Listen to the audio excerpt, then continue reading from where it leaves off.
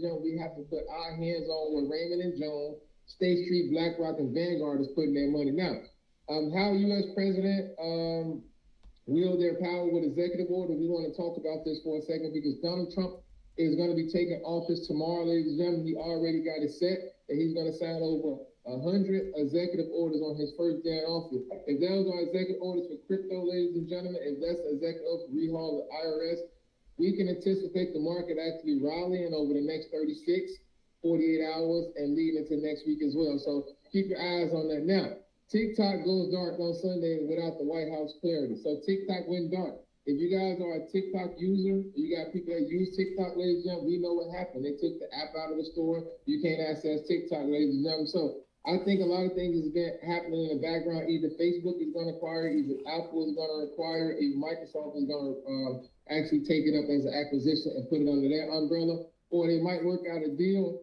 to make sure they can be able to navigate moving forward. Now, Amazon pauses their drone delivery. Have anybody ever seen Amazon do drone delivery? Anybody? I know they was doing it in the state of Texas. Have everybody seen it? Anybody seen it personally? Anybody? Talk to me. Have you guys ever seen a drone delivery from Amazon? I have not. I have not seen a drone pull up yet. Yeah, so you ain't gonna see it for a while because it was a delivery because it was an aircraft crash in the rain. I want you guys to think about this. Remember, you have to get FAA approval to fly drones, fly planes and things like that. So if we're gonna have mishaps like this, ladies and gentlemen, it's gonna cause residential problems, right? It can cause fire to houses because if the drone falls into our house, it can set a house on fire. So it's a hazardous thing. So they want to make sure they get it under control. Now, video game maker is paying $20 million in FTC kids privacy case. I want you guys to think about what I'm about to tell you. So video game was actually using kids' information to actually advertise to them or advertise to other companies. So if your kids are playing video games, ladies and gentlemen, make sure you keep an eye on what's being advertised to them. So I'm not saying if your kid is playing Grand Theft Auto, you need to watch it. Because if you're allowing your kid to play Grand Theft Auto, you as a parent, you should know what's coming behind that. So if you allow your kids to play Grand Theft Auto, you know that's not a good game for kids to play. Now, Microsoft OpenAI partnership raised antitrust concerns, ladies and gentlemen. This is what I'm going to tell you. Microsoft and Bill Gates have a heavy investment inside OpenAI. I don't think this is good for business, ladies and gentlemen, because my whole thing is this is Microsoft double dipping because they pretty much have some of the same form of what? HIV, if you have like thyroid problems, if you have heart condition, they were sending your private information to the technology giants, right? So I want you guys to lock in and read more in depth to that so you guys can be up to date. Now, Apple, Amazon, Netflix, they're going to be streaming a live charity concert for the LA fires to actually raise what? Capital.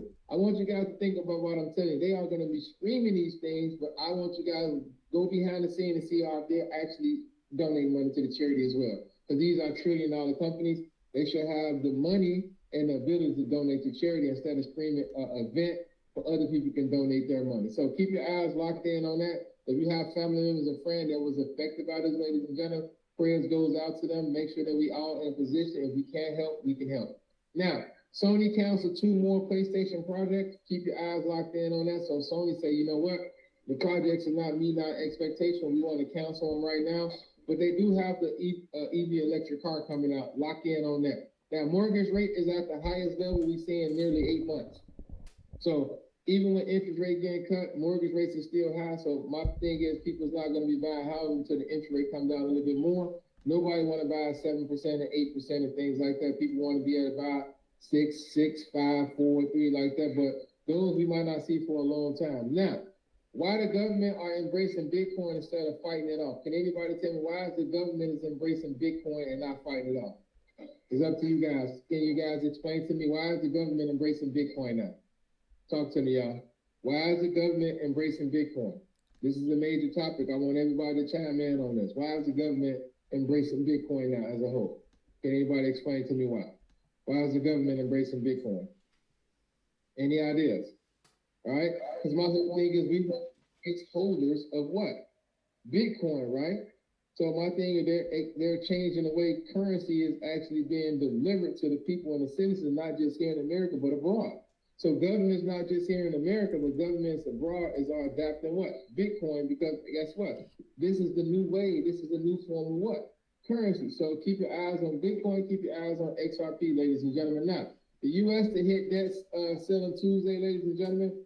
We know we got Donald Trump coming in office. We know this is not going to last too long. Pretty much Republicans got control of the House. So we know they're going to, the Senate. So my whole thing is we know they're going to actually raise it or they're going to actually eliminate it over the next 4 years so we can actually run wild. So y'all already know that the United States, States of America is $36 trillion in debt. I want you guys to take a note of that. $36 trillion in debt. So if they're $36 trillion in debt, they got to find ways to actually cut it. And they already said, hey, Social Security is not going to be around the next 15 to 20 years. So what is next, ladies and gentlemen? What are they going to be cutting next to actually what? Balance the book. So keep your eyes on what they're looking to cut from there, right? Now, let's rock and roll. So what I want to talk about first is the history of Fibonacci retracement. Can anybody on here tell me, do they use Fibonacci retracement? Who used Fibonacci retracement, ladies and gentlemen? Who uses it? Talk to me. Who uses it? Nobody used Fibonacci retracement. We're going to talk about this, right? Because this is important as a trader and as an investor. And my thing is, as a human being, you need to understand how numbers work, right? So if you're going to be investing in the stock market, you want to actually have the best tools possible so you can actually utilize these tools to put you in a position to be what? Successful as you move forward on your what? Journey. So Fibonacci retracement levels were named after an Italian mathematician, right? Leonardo. So my whole thing is I want you guys to know.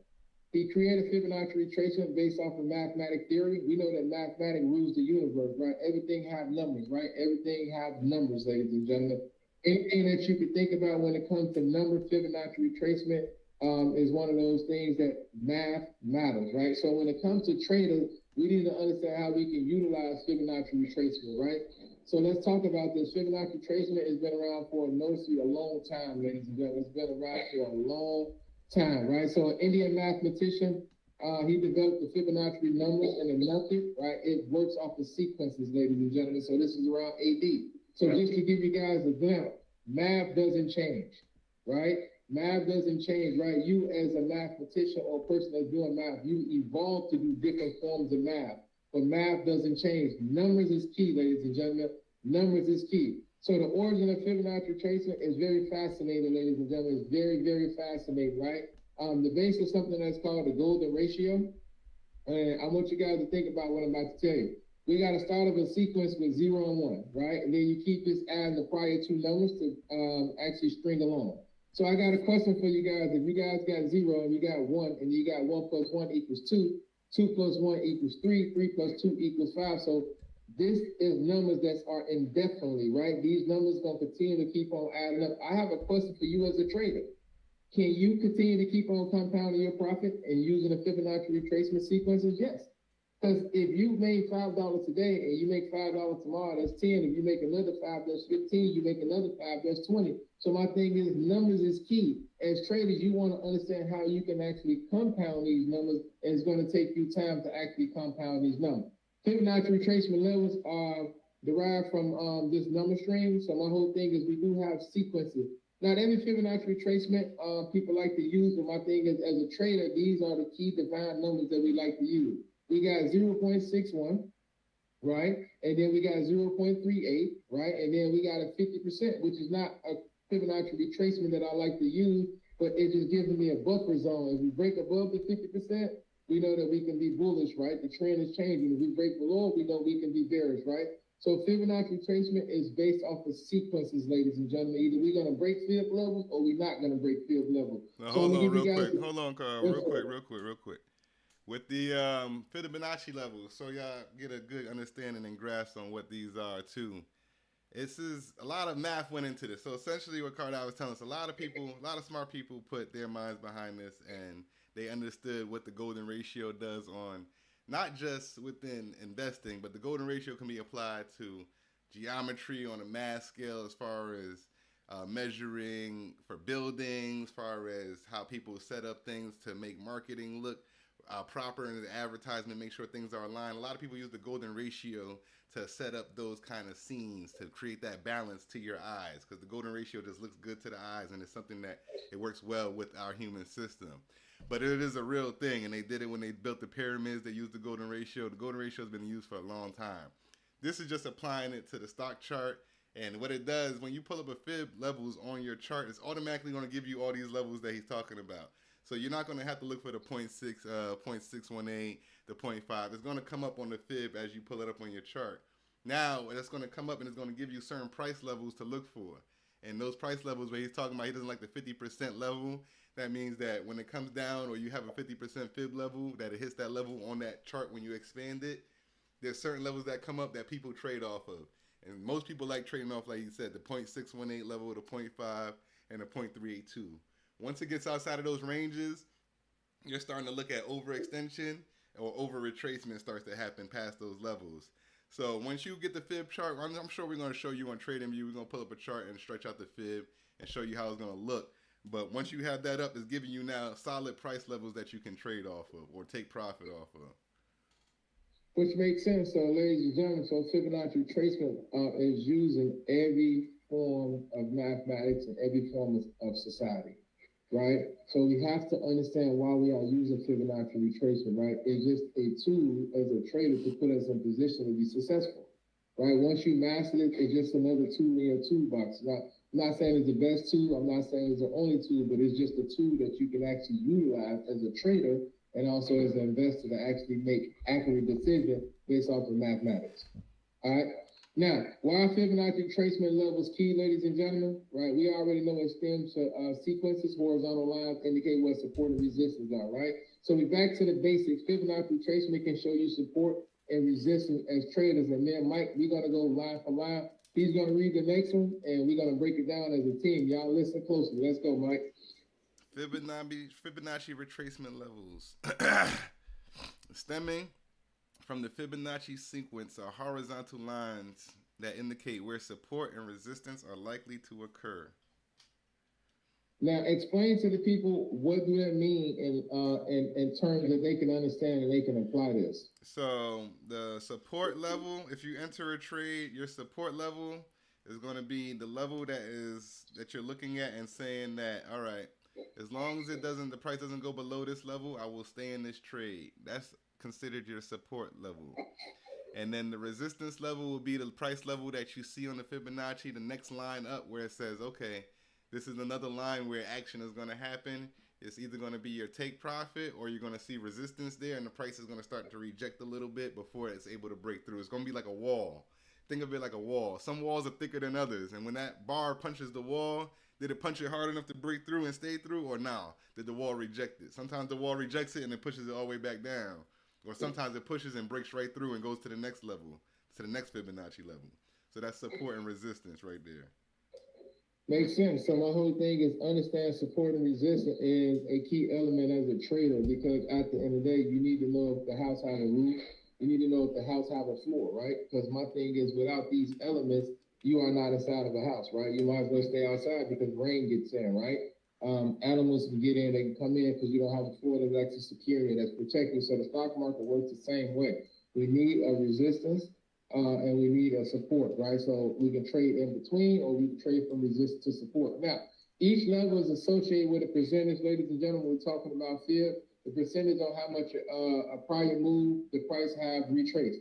So Fibonacci retracement levels are 23.6, 38.2, 61.8, 78.6. While not officially a Fibonacci retracement level is 50%. So basically what this is telling me, ladies and gentlemen, if we retrace it from the 23.6 back to the 38.2, we get into an uptrend. If we continue to keep on retracing to 61, we're in an uptrend, and vice versa. If we flip the Fibonacci retracement going to the downside. Now, is a key level in between, ladies and gentlemen. It's not technically a Fibonacci retracement level, it's the 50%. So if we're retracing from the bottom and we break the 50%, ladies and gentlemen, we can say, hey, we classify this as a bullish trend. But if we break the 50% going to the downside, we can classify this as a what? Bearish trend. Go for it, Mike. So when you're looking at a bearish trend, suppose you have a pullback going on. A bearish trend will start to have effect in when you see that starting to hold and that uptrend is not coming back. So those resistance levels we talked about, they're starting to show as, okay, this is showing that these levels are not being able to be broken by the market within this time frame. So what that will create a downtrend, and then you'll keep seeing the market try to test that higher level and then get rejected and it'll go below the support level we're talking about. So now those support levels that you're supposed to be bouncing off of and coming back up off of, you're not bouncing anymore. You're breaking down through them and you're now starting to create a bearish trend. And you're starting to break down through Fibonacci levels. And once you start seeing yourself break down through 1, 2 Fibonacci levels, then you're starting to see yourself enter a short-term bearish trend, depending on what time frame you're looking at. Right, that makes sense. That makes sense. That's a key indicator, the time frame. So my whole thing is I got a few traders in my group, they like to swing loans, right? They like, 1 week, 3 weeks, 3 months, 4 weeks, and leave contracts. So time frames is very important when it comes to Fibonacci retracement. If you're scalping, swinging, doing leaps, or even buying long-term shares. Now, we got an example, ladies and gentlemen. So suppose that the price rise to 10 to 15, right? And these two price levels are the points used to draw what? Retracement indicated then. 23% level would be 1382. So my whole thing is now we got a 50% level in between, which would be 1250. So my thing is, if we retrace it above this, we know we completely still what? Going into an uptrend. If we trace below, we know that we bearish and we going into what? A downtrend. So when you trace these Fibonacci tracing between these two zones, we know that we got our Fibonacci tracing to the upside or our Fibonacci tracing to the downside, and we can place trades depending on which Fibonacci level we break into the upside or to the downside. So all of this puts you in position to be successful as a trader. Now let's rock and roll, ladies and gentlemen. So now, using EMAs with Fibonacci retracement, I'm gonna have Michael explain to you guys what EMA is and how we use them, and then we're gonna go back and forth. So EMAs, you'll hear this a lot. They use this a lot when they're talking on the stock channels. CNBC. You look at what is it? Al Jazeera. I watch some of their economic channels as well. But what you're on Bloomberg. What you're hearing is they're talking about the moving averages for the stock over a certain period of days. So a lot of people use, 50-day moving average, 200-day moving average, and 10-day moving average, depending on what you're trading. And those moving averages give you, like I said, the average stock price for that time frame. So if it's a 50-day moving average, it's going to be the price average for those last 50 days. If it's going to be a 200-day moving average, is going to give you the price average over 200 days. Now, the thing we know about the market is that the longer the time frame, the stronger the level is a lot of the time. So if you got a 200-day moving average, that's going to give you stronger support and resistance than a 10-day moving average or your 50-day moving average even. But your 50-day moving average is going to be stronger than your 10-day moving average. So when you got those lines and they're color coordinated based on those time frames, like, oh shit, we're coming up on a 200-day moving average and it's about to be a resistance level. Maybe we're going to hit hard resistance right here. So let me be careful with my trade and let me see if we hit resistance. Or you could say, I'm going to jump in my trade after we break this 200-day resistance because I see it's 200-day resistance. And if we break that, that must be a good sign that we're getting ready to do a nice little push in the market. So let me jump in after that 200-day moving average is broken. So you can use it for those ways. Right, and I like that. That's a great way to actually express that and actually deliver that to the people. So when it comes to EMA, using Fibonacci retracement, no matter if we above the EMA, we can use Fibonacci retracement going to the upside. If we below the EMA, we can use Fibonacci retracement going to the downside.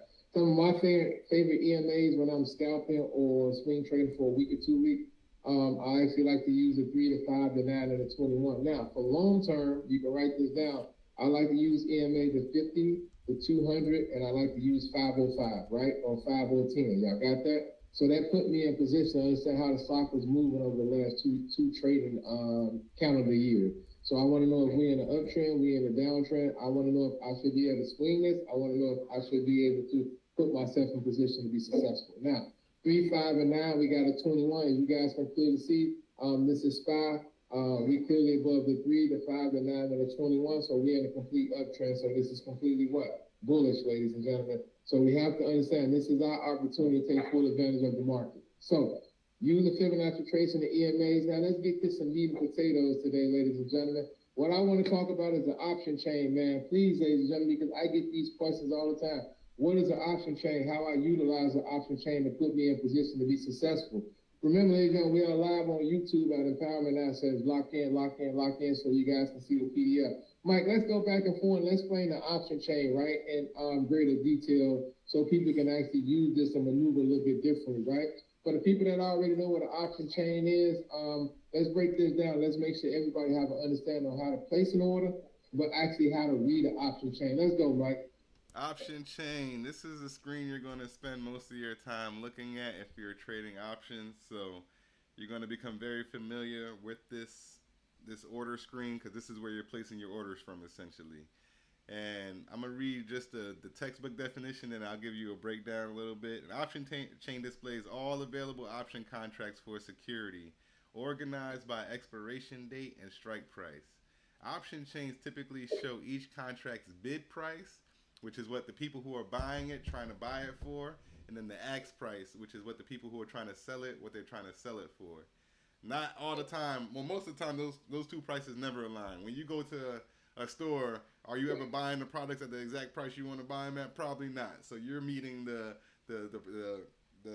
seller at a midpoint somewhere where you guys are going to come to agreement and say, okay, I'll buy it at this price, and they're saying, okay, I'm willing to sell it at this price. So that's the bid and the ask price. So you basically saying an option chain is based on an agreement platform. Right. Or when you agree on price. Okay. So that makes sense, ladies and gentlemen. It's an agreement platform, right? We got to make sure that we do agreements. Let's go, Mike. Keep it going. So after that, you're going to start seeing the strike prices in the middle. A lot of the times most platforms have the calls organized to the left, puts to the right, depending on how you have your platform set up. But you can have it set up in a way where you only have calls on your screen or you only have puts on your screen. That's completely up to you. But most of the times it's calls on the left, puts on the right. And then it's going to give you a certain kind of information on those calls and puts. It's going to tell you how much volume is on the call or the put, which is telling you how many people are actively trading that call or put contract at the time. Then it's going to tell you what the ask and bid price are, like we just discussed. And then it's going to tell you what the theta is and the delta is, what we discussed last week as far as the Greeks. So that's why all this information is relevant, because you pull it all together and it gives you an idea how to analyze and understand what you're looking at when you even come to the option trading screen. So if you don't understand what an ask and bid is, you're not going to know how much to offer for an option contract. You'll go in there and you'll probably buy everything at the ask price because you don't understand that you could get it for a little bit cheaper. Maybe the spread between the ask and the bid, they may be wanting $100. The people who are asking for it, people to buy it, want to sell it for $100, and the people trying to buy it are trying to buy it for $50. And you coming in buying it for $100, and you could have got it at $75. You're automatically starting off your investment or trade $25 down because you didn't get it at the best price, because you didn't understand the ask and the bid and how to put yourself in between to strike that best price. You know, so that's makes sense. Yeah, that's the basic breakdown. Go ahead, Cardive. You go ahead, keep breaking it. So when I'm looking at the option chain, ladies and gentlemen, I'm looking at it as a menu, right? So when you guys go, let's say you guys go to Five Guys, you guys go to McDonald's, Wendy's, let's say you guys go to Pizza, any place that has a digital menu, you already know that they have entrees, you know that they have sides and they have drinks. So my whole thing is, you know that if you're going to get a double cheeseburger, it's $12 and a single cheeseburger is $9, you got to split. So my thing is, do you want more meat or you want less meat? So in the stock market, if you want to get closer or in the money, right, or at the money, the price is going to be different and the option chain is going to reflect that. So when I'm looking at the option chain, ladies and gentlemen, I'm looking at multiple things like we explained last week. I'm looking at the bid, I'm looking at the ask, I'm looking at the open interest, I'm looking at the volume, and I'm making sure that I get a strike price that makes sense for me. Y'all follow me? And I'm making sure that the expiration date makes sense, right? So if you guys are day trading or scalping, expiration date doesn't mean anything to you because you're looking to get in and out of this trade. But if you're looking to swing, you're looking to do leaps, expiration date is very important because you want to have the time and you want to put yourself in position. So I got a phrase that I always use. I'd rather have the time and not need it and need the time and not have it. Basically what I'm saying is it's okay to buy more time on trades, right? Just in case you need it, but if you don't need it in the process, ladies and gentlemen, you can actually exit that position when you feel comfortable when you are in profit. So if you guys look at this option chain, we got strike price all the way from 160 to 200. The cheapest contract is 200 because these 200 contract is all the way out of money. The more expensive contract is 160. But I want you guys to analyze the option chain. If you guys look at the open interest on all of these contracts, none of them really make sense, right? because only one that have the decent open interest is the 190, but the volume is 85, and the one that have the decent volume is 195, which has a volume of 2,329, right? So I wouldn't take this trade on this ticker. Let's say this ticker is IWM or something like that, VBA. So my whole thing is that I don't have a lot of volume, right? Banks doesn't like it. Retail investors doesn't like it. So guess what? I don't trade this. I wash my hands with it. So when you guys are analyzing the option chain, ladies and gentlemen, make sure that you're picking a ticker or ETF that has heavy volume, heavy open interest, right? And make sure that the bid and the spread is pretty what? Tight. You don't want to bid in the spread that's $60, $70 a spread, so you instantly get into the trade, you're losing money right away. We don't want to do those things, ladies and gentlemen. We want to make sure that we are in the right trade, right? There's no such thing as a perfect trade because you can get into a perfect setup and still lose, right? So make sure that your bid and your ax is the spread is really close, ladies and gentlemen. So I got an example here. Let me can I share my screen? Is my screen able to be shared? Yeah, it's gonna knock you out. We're gonna go to the option chain, Mike. Okay, cool. All right. So now order flow, Mike. Let's talk about this as a team. We're gonna break it down. We're gonna go to some option chain today. Order flow. Go for it, Mike. So what do you think that matters the most? So order flow is the trading analysis that buy and sell order products. Sell order predicts price movements. It's based on the idea that price is driven by the interaction of supply and demand. How it works: analyze orders. Order flow trading looks at the size, timing, and location of orders as they are placed. Identify areas of interest. Trader looks for areas of interest by strong buying or selling pressure and anticipating price changes by these order flow. So order flow a lot of the times will tell you what is happening live on the options chain, like how people are buying and selling live right in front of you. Now, some platforms ask you to pay for a premium order flow because that's how powerful this tool can be. You could end up seeing some orders come in, and let's say you could see somebody sell 2 million shares of Apple or 2 million contracts on Apple, and as you see that coming in, you're looking at, oh man, I should jump into a put right now because I just saw this coming on the order flow. It may not have fully hit the market yet because you saw it on the order flow, and you place your order in time. Now you're catching that move that's coming in. So you kind of anticipated the move based on what you saw happen on the order flow before everyone else got the news and saw it actually happen live on the chart. So that's where order flow comes in handy.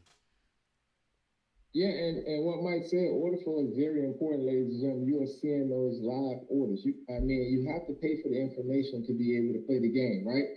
It's going to cost you, right? Sometimes cost is expensive, but on the other side of paying expensive price for things, you get a very, very quality return, right? So order flow, you have to pay for this. One thing I like to pay is board flow. It's very good. It's unique. It's $29 a month. You can utilize it. You can see the live flow while you're currently trading. But I want you guys to really think about what order flow is. Y'all ready for this? Let's say we say, and let's say when it came out, right? So let's analyze it. So if they only made, let's say, 1 million PS5, the order flow for that the first day, let's say 989,000 was bought. So we know this is a high ticket what? Product. So guess what? We want to be able to get our hands on this because we know that it's going to sell out. And if we are looking to actually play it, or let's say we're looking to make this as an investment, we can literally buy it, right?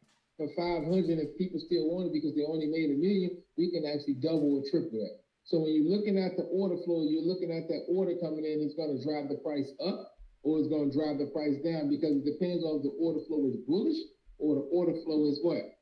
Bearish. Now, we got different ways that order flow can actually be interpreted, right? And we're going to talk about it, ladies and gentlemen. Please lock in, listen, ask these questions because somebody said they didn't never understand, they never heard of these terms. Sweeps versus block order. Let's talk about this, Mike, right? Let's talk about the definition, and then we're going to go back and forward and make sure that we give the people an honest opinion and make sure they got an honest understanding about time this PDF is over with. All right, let's go. Block trade is privately negotiated transactions with variables such as shares and position balancing at play. A sweep trade is an aggressive transaction broken up and sent across multiple exchanges. So sweeps are crucial to retail traders because of what their presence indicates. When an institution has directional belief in the underlying stock and wishes to position themselves in the trade as quickly as possible, they send a large order into a market, and that creates a sweep. So when you see a sweep order come in, you got to make sure that, especially if it's on a stock you watch, you want to see where the order came from. You're looking at the amount, and that gives you a good indicator that that's the direction that that particular institution believes the stock is going in. And sometimes institutions put in multiple sweep orders because they have such a large amount of capital to deploy. They got to put them in pieces. So you'll see the first sweep come in, and you'll be like, that was interesting. And then a week later, you'll see, boom, another sweep order come in. You'll be like, oh, they did it again. And then you'll see like 3 weeks later, they'll put in another sweep order because that's how they have to purchase their stocks. Like we could purchase our stocks all at once whenever we need it. They have to do it in waves sometimes because they got to get approval from the board. They got to go through a lot of different stuff to get into these orders. And so they'll get in on those sweeps. And those sweeps are your heads up to say, oh, man, institutional money is buying in this particular company or industry. I need to get in now before the rest of their sweep orders come through. You know? So then you got order blocks after that.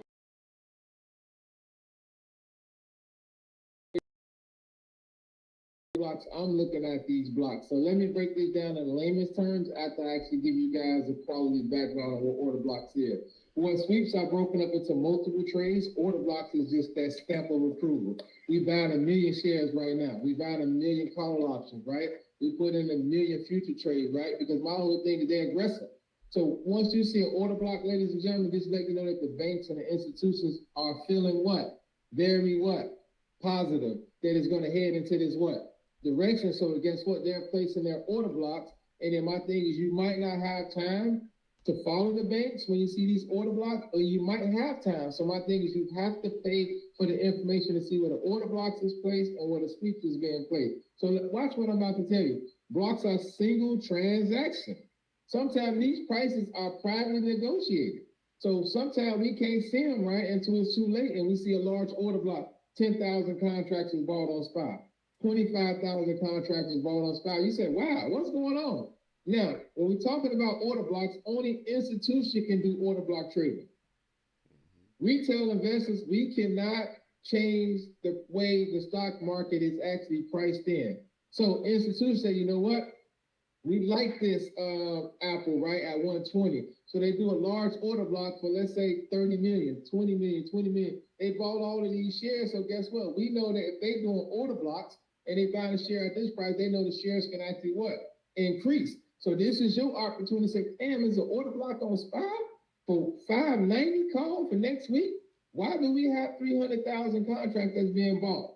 That's the institutions, ladies and gentlemen, they are driving the price into one direction, right? So make sure you guys understand that transaction is agreed upon, though, between the institution and market makers, right, based on liquidity needs of the market. Now, I have a question for everybody. Let's see if everybody can actually answer this question. Can anybody tell me what is one of the biggest market makers in the world or in the United States? If you don't answer out loud, type it in the chat. If you don't want to answer out loud, type it in the chat. Type it in the chat or answer out loud. What is one of the biggest market makers? You need to understand who is executing your transactions, right? And how they are getting paid for your transaction, ladies and gentlemen. When you hit that buy or that sell button, somebody is getting paid to cheat, right? You getting paid, somebody else is getting paid to actually what? Facilitate that what? Transaction. Can anybody tell me? Coach, I don't know who currently do it, but I know Bernie Madoff was one of the biggest market makers at one point. And what happened to Bernie Madoff when he was doing it? He made a lot of money. Right? So my whole thing is, guess who's on the list? Citadel. Can anybody tell me who is the CEO of Citadel? Type it in the chat. Say it out loud. Who is the CEO of Citadel? Put it in the chat. Remember, you need to know who these market makers are so you can be able to make what? Money, and understand how they are making money off of you as an investor and as a trader, right? Market makers. Remember, institution and market makers agree, right? Agree, ladies and gentlemen. They have to agree upon what the liquidity needs to take place. Pay close attention. Now, at first glance, block orders appear to be what? Pinnacle or aggressive transaction. Right? We know that it's aggressive, right? But my whole thing is that it might not be aggressive like you really think it is. Let's say Warren Buffett has, let's say $500 million in cash, right? He want to buy a company. Let's say he do an order block for 30 million, right? But he really want to put 150, so he continue to keep on putting order blocks for 30 million, order blocks for 30 million. He's not really being aggressive, because if he really wanted to be super aggressive, he would put an order block in for 150 million, 60 million, 90 million, right? So my whole 90 billion, right? So my whole thing is pay close attention to how the order blocks is being placed, and where are they being placed, and who are placing these order blocks. So it's so much information that you can buy that can put you in position to be successful. Y'all got it? Yep. Now, this is something I want you to think about. You will often notice order blocks are deep in the money, or they are very far out of the money. Now, can anybody explain to me, why would you buy deep order blocks in the money? Can anybody explain that to me? Think about it. If you would spend $30 million on in-the-money contracts, why? Can anybody explain to me as a trader? Why would you spend $30 million on in-the-money contracts? Can anybody explain this to me? This is important. You just need a little move. A small movement, and you get paid a large amount of what? Money. Can anybody tell me who was the Speaker of the House that always placed in-the-money contracts? Anybody? What was the Speaker of the House? Always placed in-the-money contracts. Nancy Pelosi. Nancy Pelosi. Nancy, man. Nancy Pelosi placed in-the-money contracts because guess what? She wanted to be able to be what? Get paid fast, right? Or she wanted to exercise the contracts because guess what? She made money off them increasing in volume. She took the shares away, and she still is going to make large amounts of money over time. Now, can anybody explain to me, why would you place an order block on out-of-the-money contracts? Now, to me, this is my favorite. Yeah, these are the setups right here. You turn a little into a lot. A little into a lot, right? Because guess what? If you know that SPY dropped down to 574, and you get 590 for 3 months out, you out of the month. Now, SPY's not going to move $26. Go look at the charts. So you just turned 1 million, right? Essentially, and let's say you made 3,000%. How much money did you make? You turned a little bit into a whole lot. So sometimes it makes sense to do OTM contracts instead of doing ITM contracts, right? You spend a little to make a lot. This is a major move as a trader, and as you move forward as a trader, ladies and gentlemen, you want to be able to distinguish between ITM, OTM, or ATM. But in this instance, they do an order, major order, right? Block orders in the money or out of the money. Now, however, these orders are privately negotiated, meaning they can't be said with confidence if the intentions is behind this trade. Bullshit. Ain't nobody putting $1 billion on the trade and looking to lose $1 billion. Don't believe that. Don't ever believe that. That's what happens inside is, trading. too, you get these private trades happening, and that's where you got to look at with these large institutions. That's why it's important to follow up on their 13F filings. So every quarter, they can only keep it hidden. They can only keep this stuff out of public knowledge for so long. So every quarter, every 3 months, they got to reveal what moves they made. So they couldn't do block orders. They could do a whole bunch of block orders within the quarter. But at the end of that quarter, when they got to talk about that 13F filing, you're going to see everything that they did on the 13F. How much more they added in shares, how much they sold out of some shares. So that's what you want to look for in those 13F filings. Those are going to give you the inside looks on how many block orders like a Berkshire Hathaway may have done last quarter when everybody was going crazy. Oh, my God. It didn't come out until the 13F filing come out, but I'm pretty sure Berkshire Hathaway sold those Apple shares long before or long early into the quarter. So they talking about, Berkshire Hathaway sold $400 million in Apple shares, or this is going to cause Apple to crash. Why would they do that? A lot of the times we're getting that information late because we're getting that information as the 13F filings are revealed to the public. Warren Buffett, he did that 2 months ago.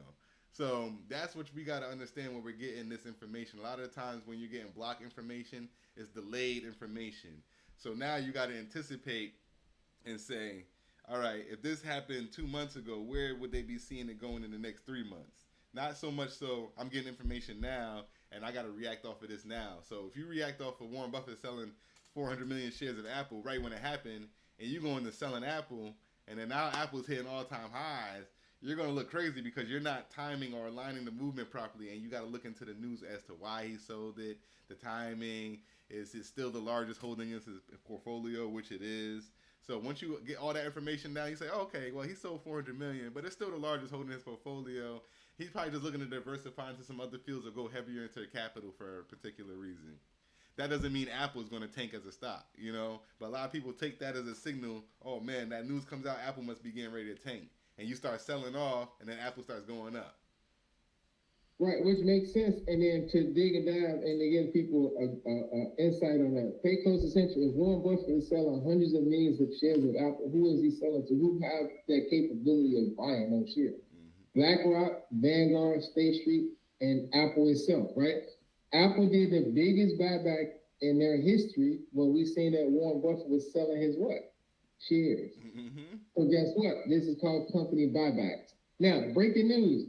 TikTok is back online for some users, ladies and gentlemen. So a lot of people can get on TikTok, ladies and gentlemen. So breaking news. So my thing is follow TikTok is back. That's crazy. Yeah, check your phone. Keep your eyes locked in on that. We don't know the ins and out of it, but we're gonna keep our eyes locked in. Now, I want to have Kells on here. She wanted to introduce a video to the group, but I just want to let people know what fair volume gaps is. They can dig and dive in a little bit. So we know fair volume gaps. I'm not going to dig in too much to it. I just want to introduce to it, and you guys can watch the video as we move forward. So in ITC world, fair volume gaps is a 3-candlestick structure, right? It indicates a gap between the high and a gap between the low. So the first and the third candle. Now, the gap between these 3 candles is created because price does not retrace in that area and leaves an opening, right? Now, you can see the example, right? You see the examples between the candles. Y'all understand that we got 3 candles. The second candle is always the biggest candle, right? So it's the most candle to have the most momentum. So the second candle is telling you a story, right? It's basically painting you a picture, right? So the larger the candle, the lesser the wick, the more buying or the more what? Selling. So my thing is in fair volume gaps, we either can have a bullish fair volume gap or we can have a bearish fair volume gap. So I'm going to post a video and we'll talk about that a little bit more, ladies and gentlemen. I just want to introduce you guys to this. I don't want to just bring it on you guys inside the group because I know a lot of people is not studying fair volume gaps, right, at this moment. All right, but it's a quality thing that you can use. If it helps you, use it. Now, I want to talk about 2 companies today, all right, ladies and gentlemen. I want to talk about 2 companies today. This is very important. Now, Pepsi hurts small business. Can anybody tell me what you think that means? Pepsi hurts small business. Can anybody tell me? What do you guys really think that means? This is important. Pepsi hurts small business. What do you guys really think that means? What do you guys think that means, ladies and gentlemen? Put in the chat, say it out loud. This is important. Because I'm pretty sure you eat some of Pepsi products, right? If you don't drink their sodas, I'm pretty sure you had a Dorito, a Cheeto, or Tostita, a Lay, a Ruffle. You probably had Quaker Oats. I think that means they charge you too much. Doritos not supposed to be $1 for a bag. I mean, some form, OG. Now, I like that. OG is chiming in. All right? This is what that means. Pepsi is showing favoritism, OG. To Walmart, big companies, Target, and things like that, right? Hey, if you guys continue to keep on buying our products in bulk, we're going to make sure that we do the advertisement and things for you, right? We want to make sure that you stand out, right? We're not going to give a high level of quality to smaller business because we want to put the smaller business out of what? Business. Now, the Federal Trade Commission, right? On Friday, they sued Pepsi. They was engaging in legal price discrimination. So guess what? They was telling Walmart, hey, the price of your chips, you can sell them for cheap. But this store, you got to sell them for more what? More money. So guess what? They're not going to be making more money because people are going to be like, I'd rather go to what?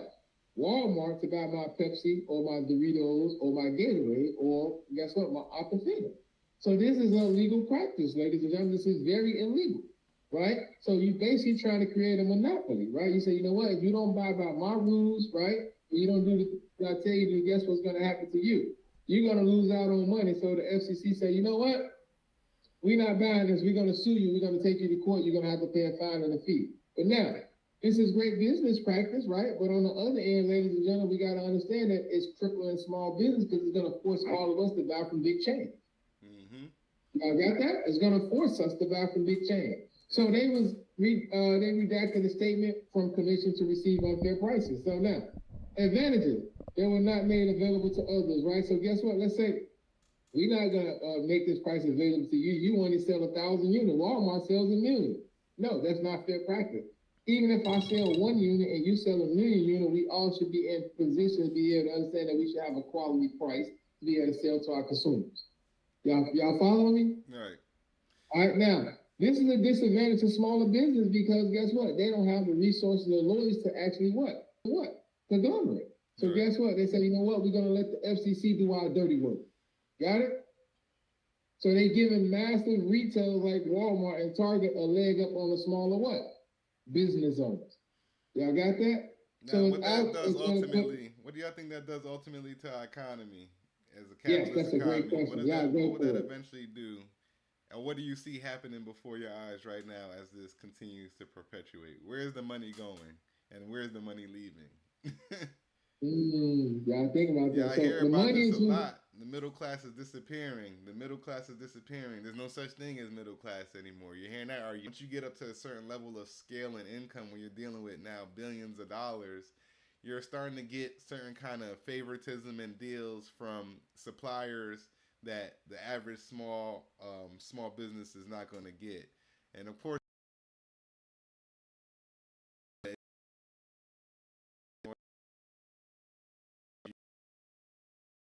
Walmart and I'm a small business.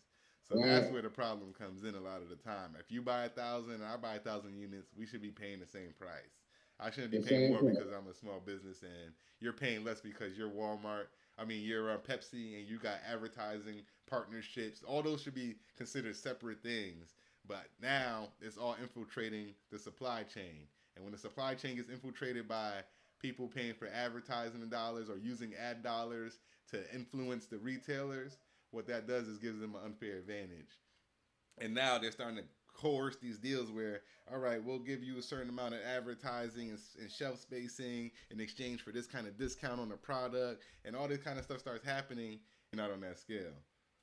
Right, negotiation is key, but my whole thing is inside trading, and my thing is that giving so much advantage to Walmart and these big retailers because they know Walmart is going to sell a large quantity, so they know that money is going to continue to keep on trickle in.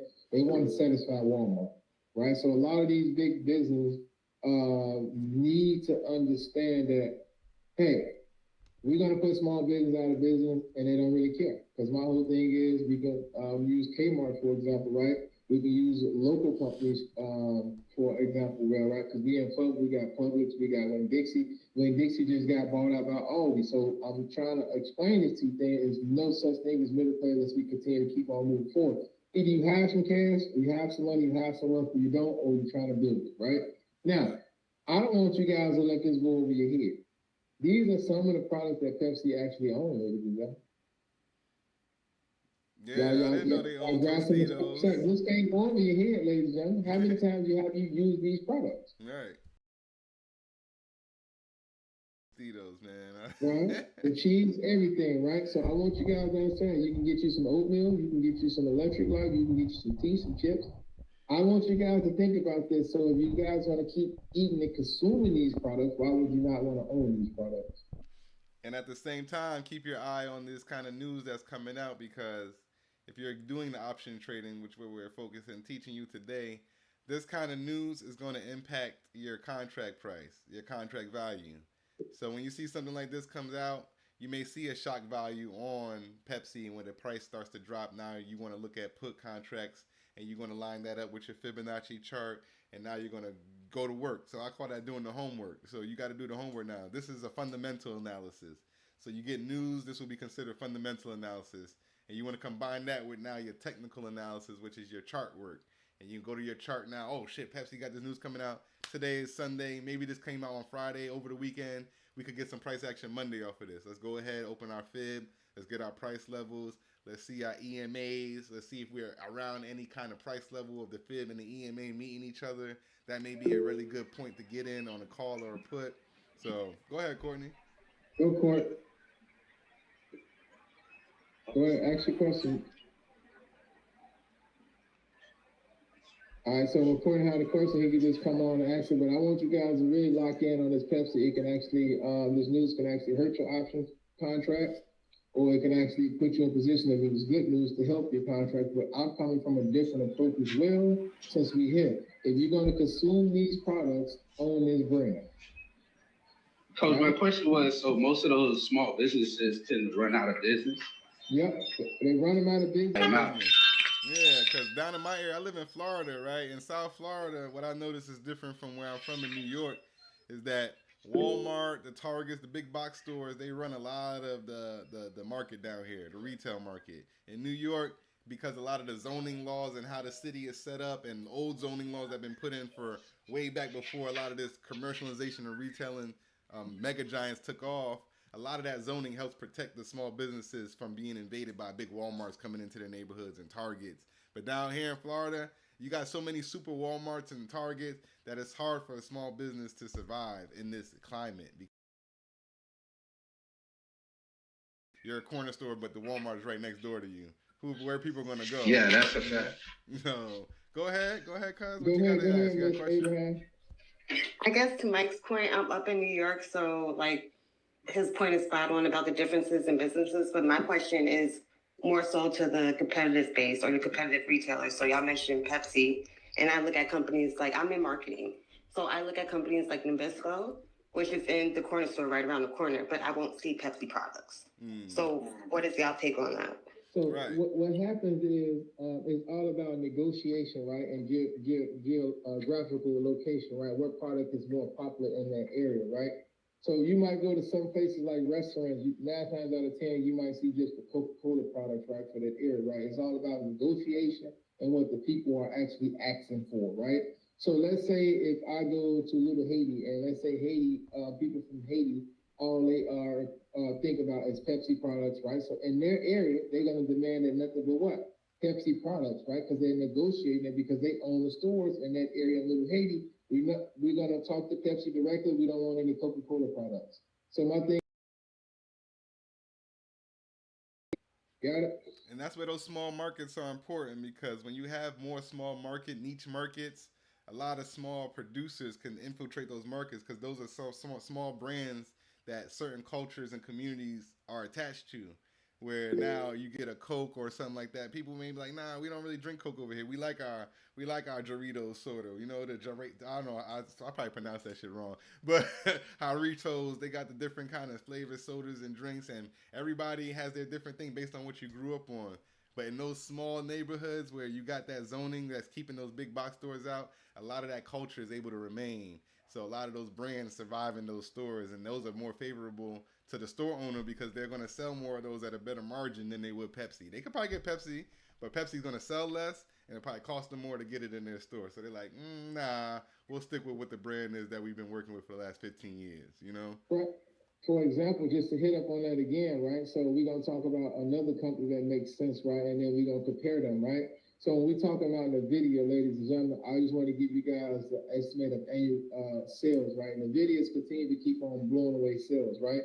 19, they sold over almost 40,000 units, 50,000 next year, 60,000, 70, 75, and they projected they sold 80,000 units in 2024. So at this trajectory, over literally 5 to 6 year span, NVIDIA have actually doubled their inputs of chips that they actually are sending out. So I want you guys to think about what I'm about to tell you. So she said in New York, Mike said in New York, they got zoning, they have laws. Let's think about the chip space. NVIDIA is dominating, right? Then you have their competitors, AMD and Intel, right? We know Intel is falling below the waist. We know AMD is trying to hold its own, right? But I want you guys to think about from a consumer and a buyer standpoint. I don't care if NVIDIA is dominating, ladies and gentlemen. If I don't like their products, for me personally, I don't buy it. So I want you guys to think about this. Pepsi is not going to always have all the buyers. Coca-Cola is not going to always have all the buyers. It's what the consumer is feeling happy and what the consumer are used to. So you can dominate an area, right? But you can still have small products in that local area that can actually make what?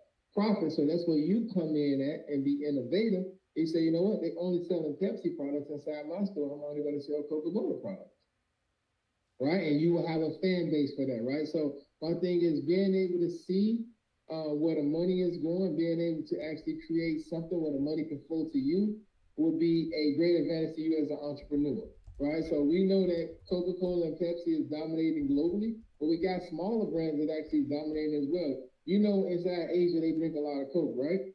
But we know at the same time they drink Pepsi, but we know at the same time inside Asia, Asia got their own brands and their own company that actually sell billions and billions of bottles of soda, water, and things like that. So it's always an opportunity, but we coming from a standpoint of understand why the opportunity is there and why the opportunity won't be there. So next time you go to your local stores in your area, ladies and gentlemen, no matter if it is a local store, let's say a European market, Asian market, let's say an African market, let's say a Hispanic market, look at their brands, right, and ask questions, because I ask questions everywhere I go. That's how I knew Walgreens is going to be the expectation. I called my old manager. I said, how sales is doing inside the pharmaceutical? How sales in the stores is doing? She said, oh, sales in the stores is pretty much what it's going to be, but the pharmacy is looking pretty good and things like that. Now, I want to talk about something before we get to some charts and before we get to some flow, and before we break down more products on Pepsi. I want to talk about something that's very important. I don't think nobody is talking about this, right? I want to talk about what happened. Did you guys know that the DOJ just sued Walgreens? Did anybody know that? Did anybody know that? The DOJ just sued Walgreens. Did y'all know that? Walgreens was cheating and scamming. Right? I want you guys to pay close attention. A lot of pharmaceutical companies and people that's actually distributing drugs and sending these drugs out are actually in a hot seat. Pay close attention. So that means Walgreens should be on your list moving forward. They said Walgreens was filling up too many Percocet prescriptions for people, man. They were supplying the streets too much, man. Walgreens was a drug dealer. Right, and so they're being sued. So, ladies and gentlemen, that's very important. Somebody had their hand up. Go forward with your questions. We're going to dive into some 2 or 3 tickers, and then we'll go from there. Yep. We're going to dive into 2 or 3 tickers, ladies and gentlemen, and then we're going to dive from that, right? We're going to talk about some flow as well. And my thing is we'll save the tickets for last. I want to talk about some flow. All right, because flow is very important. I want you guys to see when the sweeps come in and when the block orders come in. All right. All right. So I want you guys to pay close attention. I used to be a pharmacy tech there. So please pay attention to what's really going on. My thing is they're going to pay a fine because, you know, Walgreens is an entity, but if they need somebody to actually take the hit, they'll make sure somebody take the hit. All right. Yep. So they're never going to take the hit. The source supplier, which that's a whole nother presentation for another day. They'll never take the hit. But yeah, I want to get into the, like you said, the charts. Let's open up some charts for the people. Let's go. So my whole thing is, I'm going to share my screen, ladies and gentlemen, and let's lock in, and then I'll let Mike share his screen on a few stocks. I got a few tickers that I'm watching, ladies and gentlemen. So the few tickers that I'm watching, ladies and gentlemen, is WBA, Boost Alliance, which is Walgreens, right, ladies and gentlemen. So my thing is I'm looking at Walgreens already on a 4-hour. She already tipped the scale because of the news already that came out. So we had a fail 2 up. We got a 2-2 continuation to the downside. And you guys know how I always say, came up with something like the Vic theory. So if they want to continue the trend to the downside, ladies and gentlemen, if we break it below 1101, we know this trend is coming back down to 1004, 10 even. And if we can come back to previous level of support down here, it'd be 913. This is on a 4-hour time frame. But one thing that I noticed when I'm switching into my 12-hour time frame, it pretty much look the same as the 4-hour, but we had a 1-3. Now we got a 3-2. So my thing is on the daily time frame, y'all notice anything? We had this fail 2 up. Now the whole thing is we can continue this trend to the downside. I'm keeping my eyes locked in on it. Now, let's talk about Fibonacci retracement. Now, let's say you're looking for an entry. I got my fibs. As Ty would always say, if you're doing puts, we draw our Fibonacci retracement coming down, and we're looking for entry below the 50%. If you guys are looking to trade the 50% as a threshold. So 1285, we broke that, ladies and gentlemen. So on Friday, we should have been in these trades. So let's say you missed the 1285. Our next fib is 61, 1275, you missed that. Our next one was 1262, you missed that. So now, I'm looking at the low of the day of this candlestick is 1243. So if we come out from the bill Monday and we break below here, I'm taking this trade and I'm doing 13 and I'm doing $13 puts. I'm getting in the money because I know that we can drop another 40, 50%, 60 cents. And if we drop here 1233, I get paid, but I'm looking to come all the way back down to these levels as we actually come down to display. Now, weekly time frame on Walgreens, y'all can actually see what's going on. We was consolidating for a while and then we broke up some earnings. But if you drop this down to a 90-minute time frame, I want you guys to understand we had an opportunity to trade this.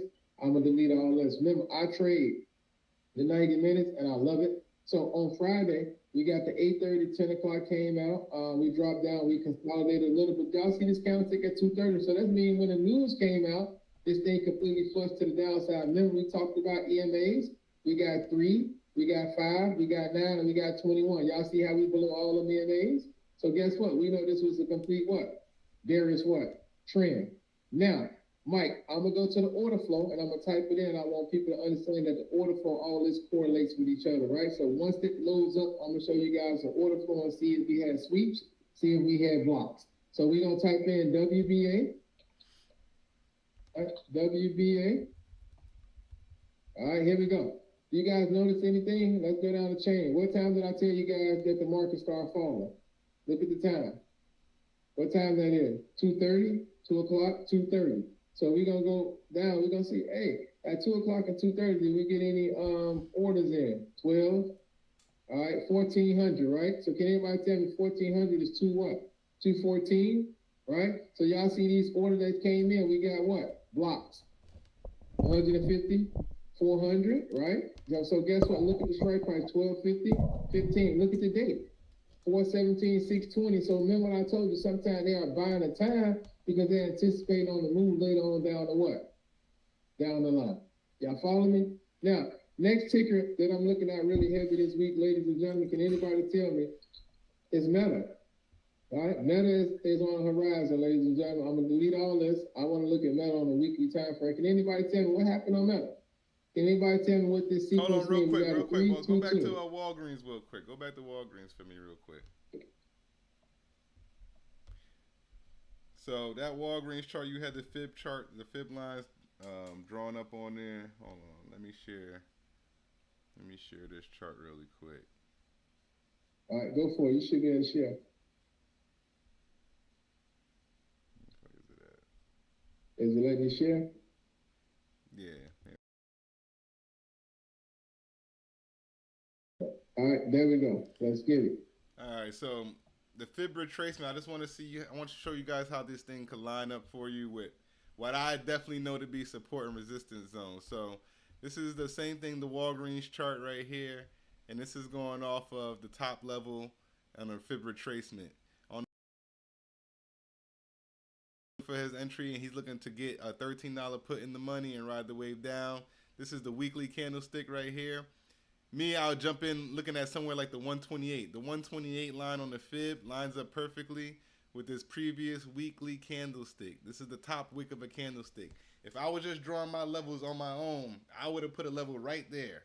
So, you know, when you got skill sets where you could draw levels on your own, which I do have that and I teach that, the fib levels a lot of the times reconfirm a lot of my levels for me. So if I got my level aligning with a fib level, aligning with the EMA and order flow, the more confirmations you could get on the trade, the more likely you are to make money on that trade. So the more of those things you have lining up, the more likely you are to make money. A lot of people have trading strategies where if all 4 of their things don't line up, they don't take the trade. So you have people that are that strict on the trading. So you got to be careful, and you want to try to line up as many things as possible. Just because it's a fib level and it matches with your price level, or it has an EMA and it lines up with a fib, maybe you didn't see any price action on there on the weekly or daily recently, so maybe it's not as strong as a level as you may think. But when all those things line up, you know you got a strong level going.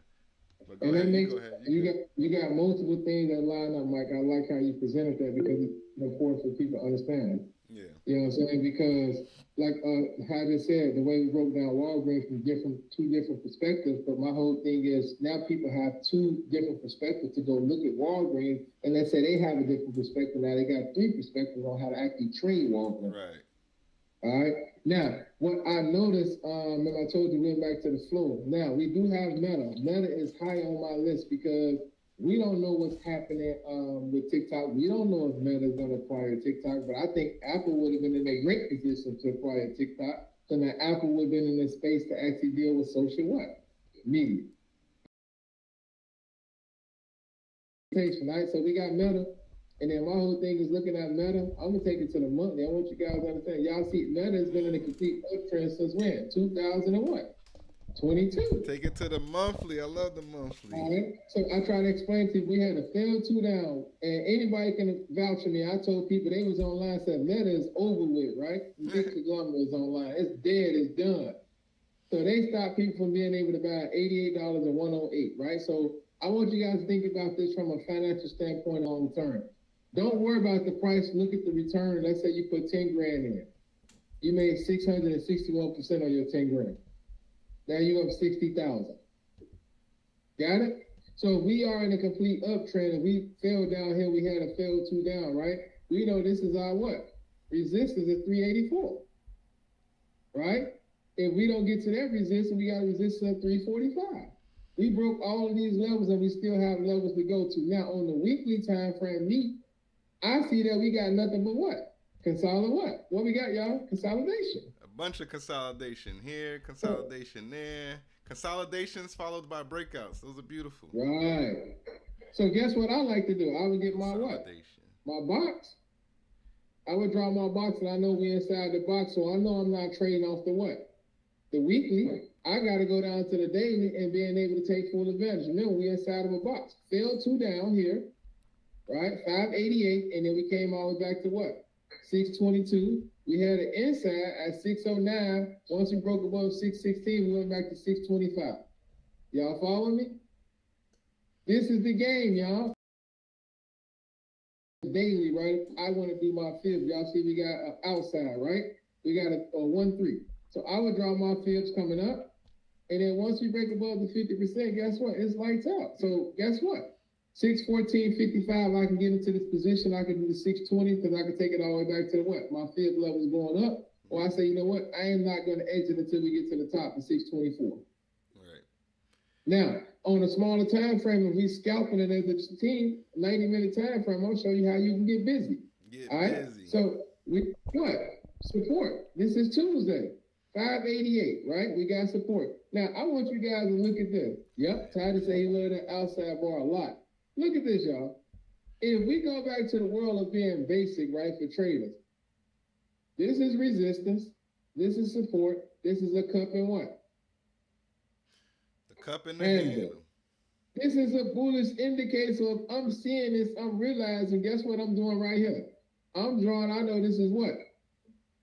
My previous level of resistance, and we break below that, we know that we fell what? To the wayside, but guess what? We consolidate and we stand on this line, so now we looking for a retracement to go up, or we looking for a retracement to go what? Down. Now for your entry, go for it. Now go ahead. So for the entry, I want you to take the line up to the wick on that 2 up on the closest 2 up that we got. Yeah, that one right there. So now you could look at wicks on that retracement on both sides and say, okay, if it gets past my consolidation zone, if it gets above that price level, that'll be my entry now. If it gets below that other line down there on those wicks, that'll be my put entry, because that gives you more confirmation that the breakdown is occurring.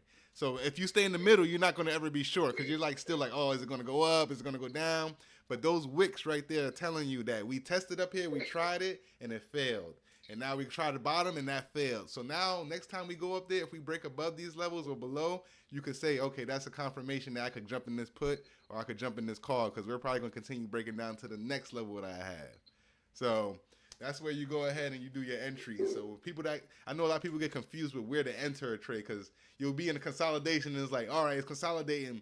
And then how do I know exactly when it's breaking out? Those wicks right there will tell you, identify the breakout zones.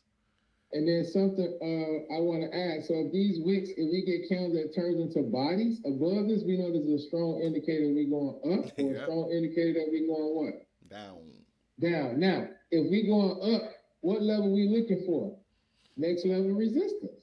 You got sometimes you got to go back. Next level of what? Yep. Resistance. You got to continue to keep on going back so you can find your resistance. Now, if we going to the downside, what levels are we finding going down?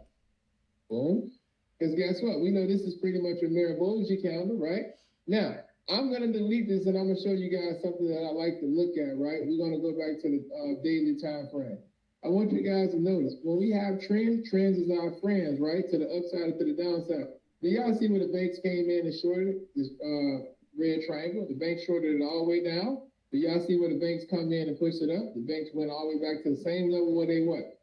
Shorted it. Yep. So the bank's traded inside of a what? Zone.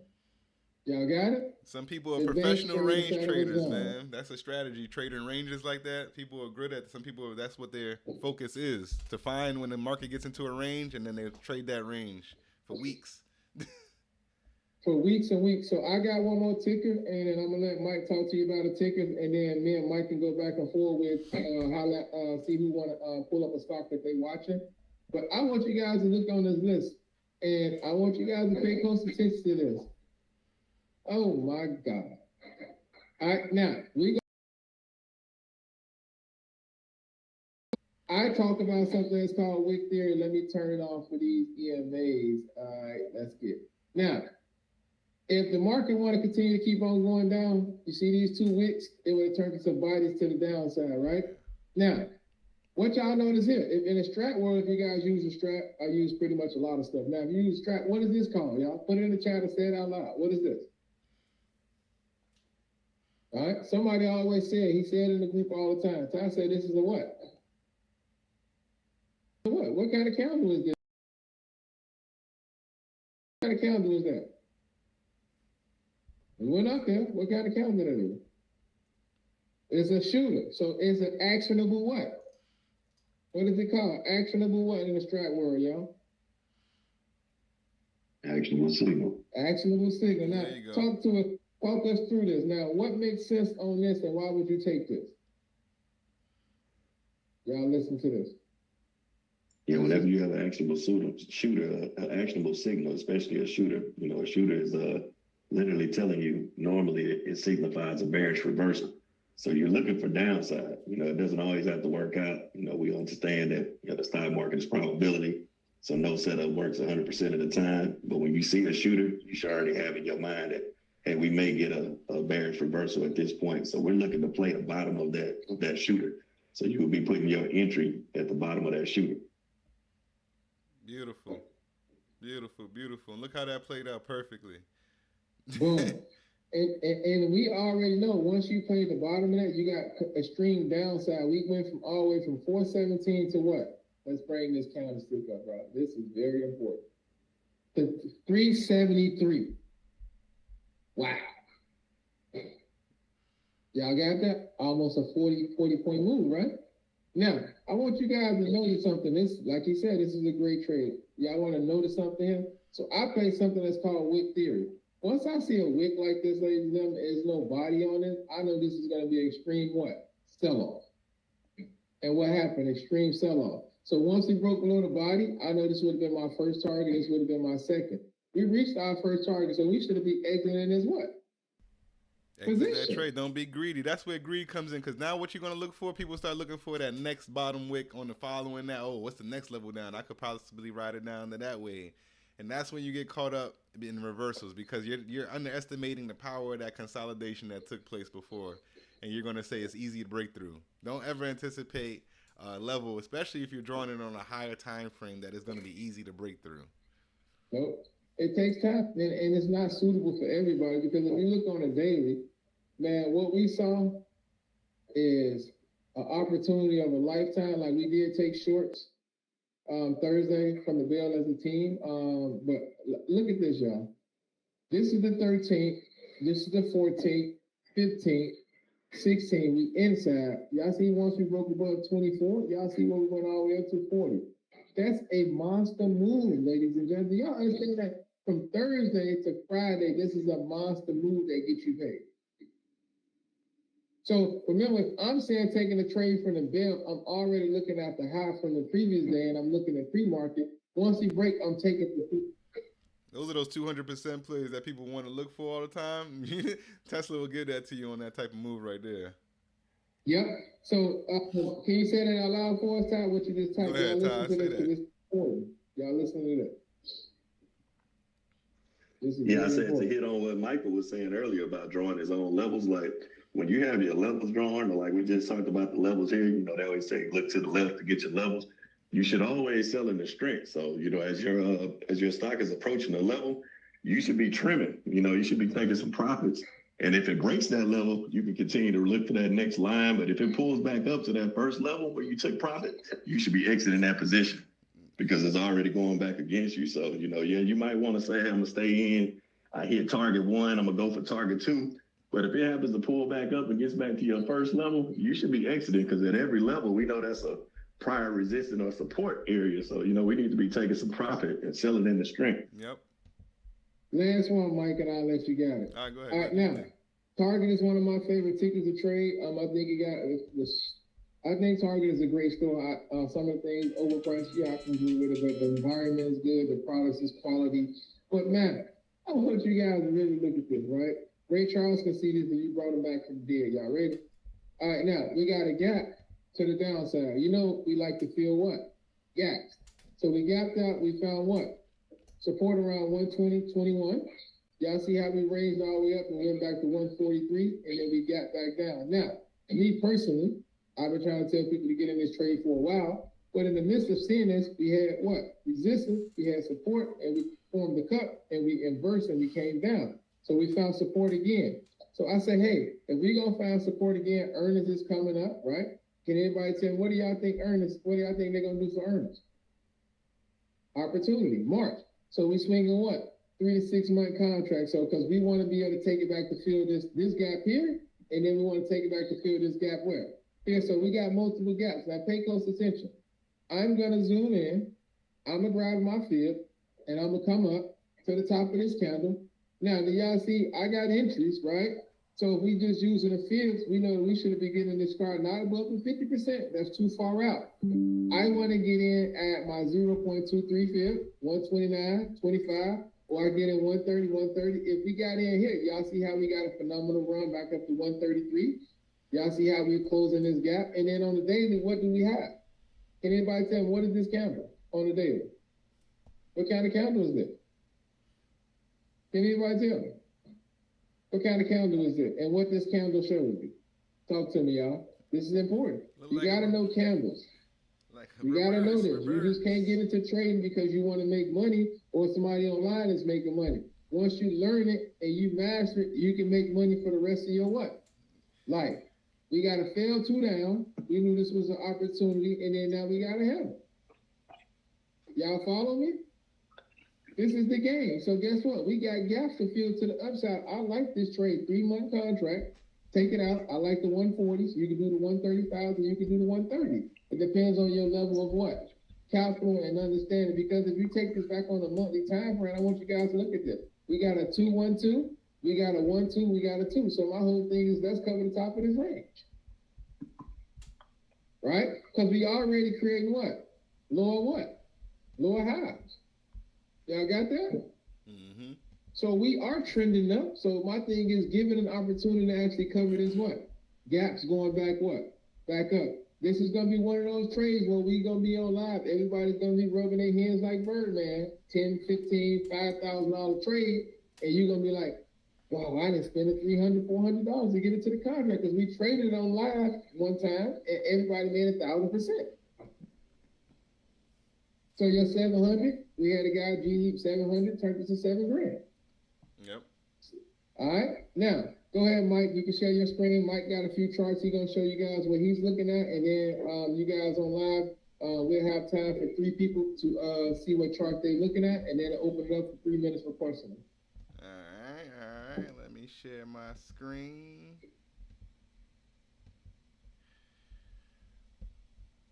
So, hold on.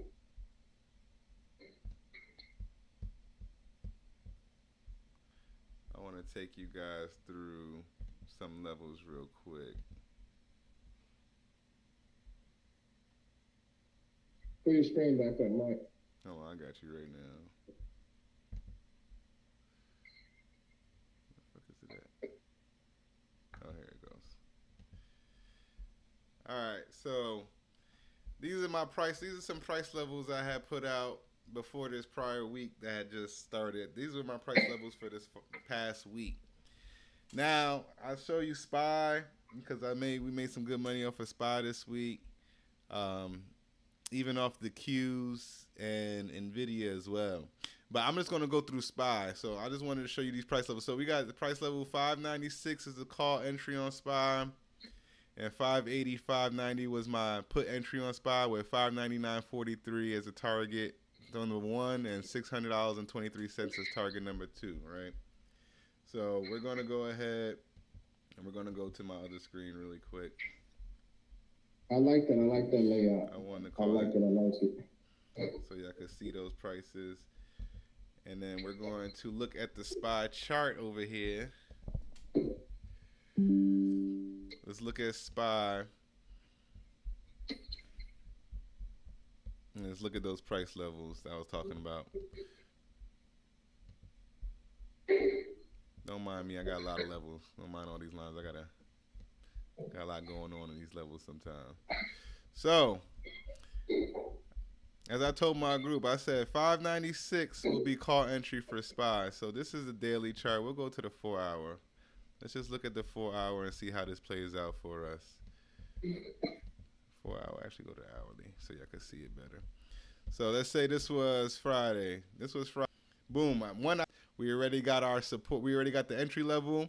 And now based off of this previous day, we got a support level that we know we could play down to, 594.36. So 594.36 is where we will stop out. If we get down here, we'll stop out down there. And then if we get above to our take profit, 599.43, that's what we're looking for to take profit around target 1, and $600.23 was target number 2. So the reason why you want to respect your levels, and I'm pretty sure you guys can see it clear here, is that you make these levels off of macro time frames. You got to respect them because you can't always expect that breakthrough to happen. And when you get close to your take profit target, sometimes even when I get close, it doesn't even have to go above the line. Just me getting close enough. If I got my entry right at entry, just me getting up here was close enough for me to take profit and for me to get out that trade. I didn't need to see 599.43 break. And I also already had made over 40% on my trade. So at this point, when you say, all right, I timed my entry, boom, we got it, clean entry, boom, the target was clean. When I get up here and we don't hit target, some people want to see the target break before they take their profit.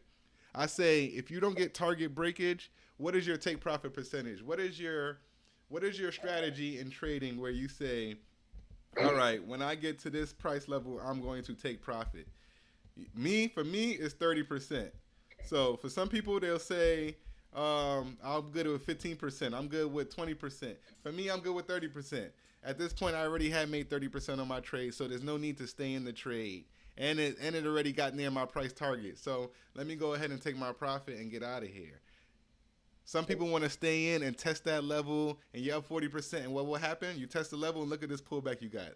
By the end of the day, your contract would have been worthless again, especially if you got a contract that expired within the week. And that's the importance of timing your entry and exit, because you could have the price levels right, but if you don't time your exit right and you're hitting near your price level and you don't time your exit and you get a rejection, right here, you're back to square one. All that 40%, all that hard work you did for the first 3-4 hours of the market and having your level set is going to be taken right away before close. And now you want to swing it through the weekend, right? Because you're like, well, listen, breaking back through. But you don't know that. We could open up on Monday and we could open up back below 596. And now you're asked out because your contract expires next week on Wednesday, you know? And you bought it this week Wednesday or this past Monday. So I just wanted to show those and show how important setting those weekly. I mean, I set a lot of my levels off of the weekly. So a lot of these levels that you'll see me set, you'll see, look, 596. I got that from this weekly level back here on November 18th. That was the top wick of that week. So boom, easy setup for me. Boom, that's the entry. And then the wick back here, 599.43. I timed that based off of this wick right here, off of the week of November 4th. And I saw there was also support here from the week of November 25th. And then we had a wick off of that same level last week. So you just know 600 is also a psychological level combined with that weekly level. And like I said, the more confirmations you can stack on top of each other, the better chance you have of success. But that's my SPY breakdown. That's what I have for SPY for y'all this week. And success takes time. Okay, we got time for 3 charts. Anybody out in the audience, give me a stop, and let's rock and roll. 3 stops. All right, I'm gonna look at them on the screen. Give me the 3 stops, 3 tickers. All right, time frame. Tell me what you see. I'll pull it up. 3 tickers. All right, you can type it. You can pull up Riot. All right, Raya first. Raya is the first one on the docket. I love it. Weekly. And then on the month, we'll start off on the month and then go down to the week.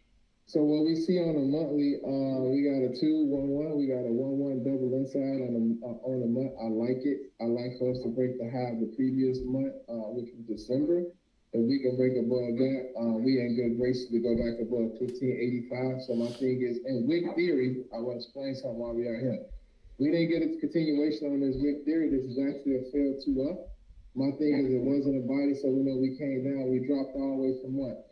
15 and some change, all the way back down to 10, below $10. So this is your opportunity to buy more long term and take more swings right back out. So I want you guys to notice something. This is a good ticker, B. Thank you for showing it. I want you guys to know it took us how many months to go up from here? 1 month, 2 months, 3 months. So once we fail here, you should be in what? Quarterly swings. Month to quarterly swings, right? To be able to cover these levels going back up. Now, one thing about Riot, it does mimic what Bitcoin is doing. So if Bitcoin is pretty much on fire, Riot is gonna what? Follow. Now, on a weekly time frame, let's get this off there. A weekly time frame, we got a 2-3 setup. So once we broke above here, 1305, we continue to keep running to the what? Upside.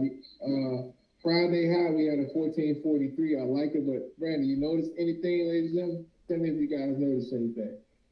What you guys notice? You guys notice anything? It's trading in the range. Straight inside the range.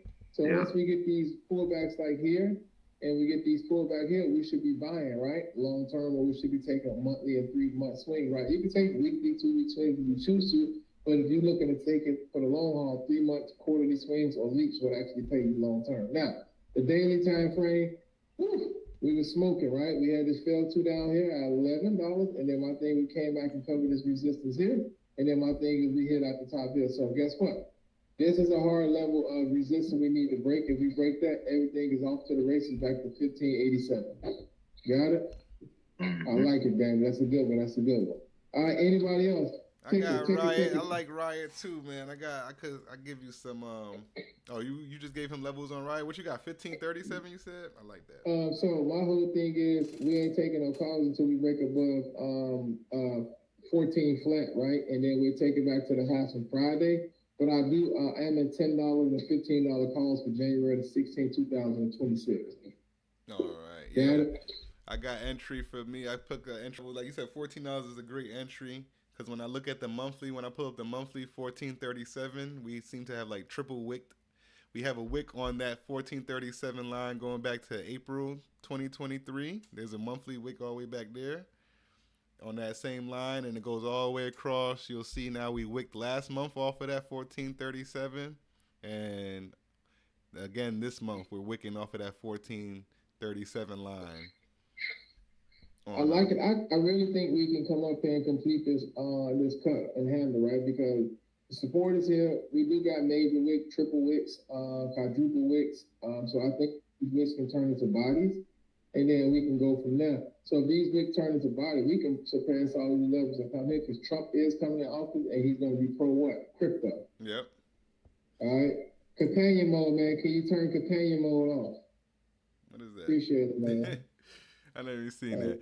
What do you call it though? With that 14, if you look at the previous month too, a lot of times if you want to look for a bullish breakout, I look at the previous month high, and if we get above the high this month, if we get above that previous month high this month, then that's also another signal you could take on Riot. So if we get above 1470, that could be another. And another one I'm looking at, they do have earnings this week, ladies and gentlemen. I really love this actually exploding to the upside. Verizon. I'm going to talk about how I talk about Verizon. Remember, we previously had support here.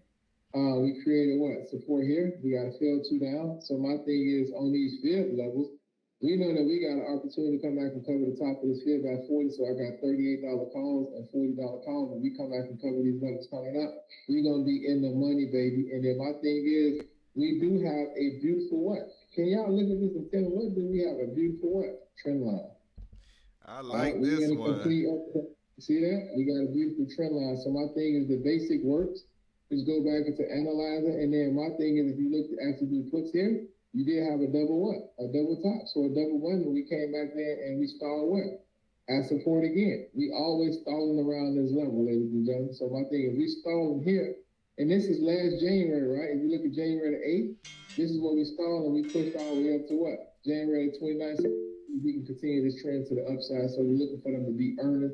This will be our opportunity to take it up. But now, the reason I got in this trade, if you look at this trade on a 12-hour time frame, we had a fail two down at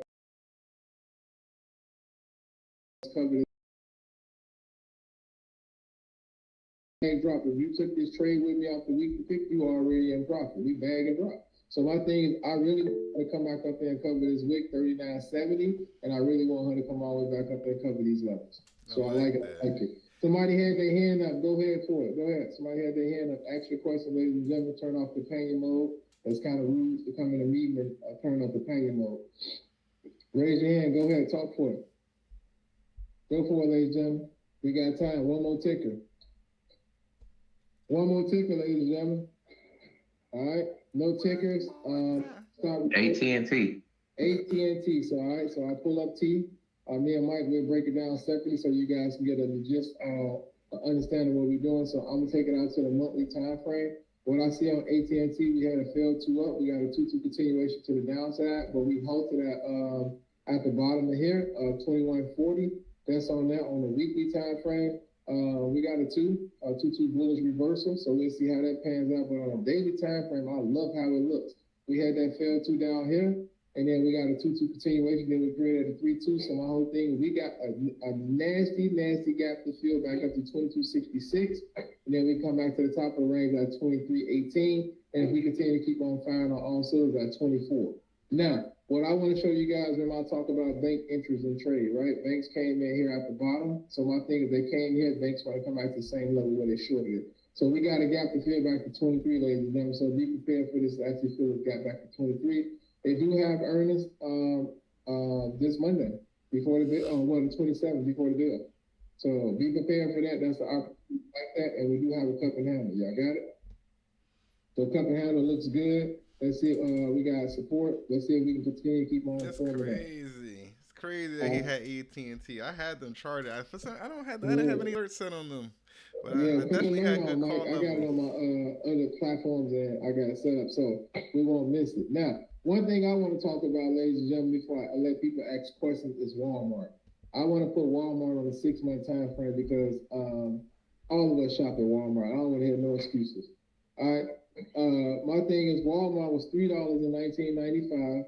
We hit resistance at 23. We came all the way back down to let's look at this. The pandemic was 2020, right? So here we go. What was the price? Anybody know? What was the price? Don't tell me. $34. Walmart was $34 a share, y'all. Y'all following me? $34 a share. I was begging people to buy here, and I was begging people to buy it at $39. How many last time you went to Walmart? I guarantee you spent over $39. Yes, sir. So it was cheaper. So look at this. Went up here, 183% return.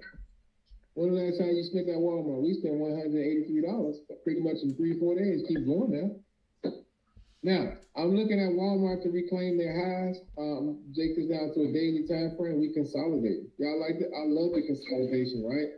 But we had a fail 2 down at 90.13. And then my thing, we broke above this red hammer, which is mine is white. And then guess what? We up and off to the what? Races. So keep your eyes on that 12-hour time frame. It's showing that we got a 3-1 setup. So we are still in the consolidation zone. So my thing is, I wouldn't feel too comfortable, ladies and gentlemen, until we continue to keep on rising above this level. And then my thing is we can knock out these levels coming back up. Any questions on that? Any questions on that, ladies and gentlemen? Mike, you got any other ticket that you're looking at this week really heavy? No, I could show Walmart though, because I made killing on Walmart. I got some Walmart long out calls. I called those out I called out the Walmart joints probably like, I want to say October I've had these contracts since. And I bought some contracts that expire in April this year. So back in October, I bought some contracts that expire in April this year on Walmart. I got the $85 contract. I got to look at them again. I just know they're up crazy. It's up like 300%.